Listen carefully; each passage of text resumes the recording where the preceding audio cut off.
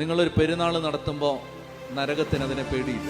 നിങ്ങളൊരു ഉത്സവത്തിൽ പങ്കെടുക്കുമ്പോൾ നരകത്തിന് അതിന് പേടിയില്ല. നിങ്ങൾ വലിയൊരു കൊടിമരം പണിതാലൊന്നും നരകത്തിന് പേടിയൊന്നുമില്ല. നിങ്ങൾ എന്തെല്ലാം ഈ ലോകത്തിന്റെ മേളം നടത്തിയാലും നരകത്തിന് ഒരു പേടിയില്ല. നിങ്ങളൊരു പായ വിരിച്ച് മുട്ടുകുത്തിയാൽ നരകം വിറയ്ക്കാൻ തുടങ്ങും.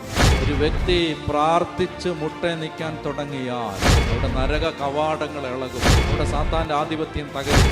2000 വർഷം മുമ്പ് ഗലീലയിലും യൂദയായാലും ജെറുസലേമിലും മുഴങ്ങിക്കേട്ട യേശുവിന്റെ ശബ്ദം നശിച്ചു പോയിട്ടില്ല. അത് അന്തരീക്ഷത്തിലുണ്ട്. ഏതെങ്കിലും ഒരു കാലഘട്ടത്തിൽ മനുഷ്യന്റെ ശബ്ദത്തെ വീണ്ടും, ഈ ശബ്ദതരംഗങ്ങളെ വീണ്ടും ശബ്ദമാക്കി ഇത് തിരിച്ചെടുക്കാൻ പറ്റുന്ന ഏതെങ്കിലും ഒരു നൂതനമായ ഒരു സാങ്കേതിക വിദ്യ ലോകത്ത് കണ്ടുപിടിക്കപ്പെട്ടാൽ യേശുവിന്റെ സ്വരം നമുക്ക് ഈ അന്തരീക്ഷത്തിൽ നിന്ന് വേർതിരിച്ചെടുക്കാൻ പറ്റിയ ഒരു ശബ്ദവും ഇല്ലാതാവുന്നില്ല. അത് ഈ ശബ്ദതരംഗങ്ങളായി അന്തരീക്ഷത്തിലുണ്ട്.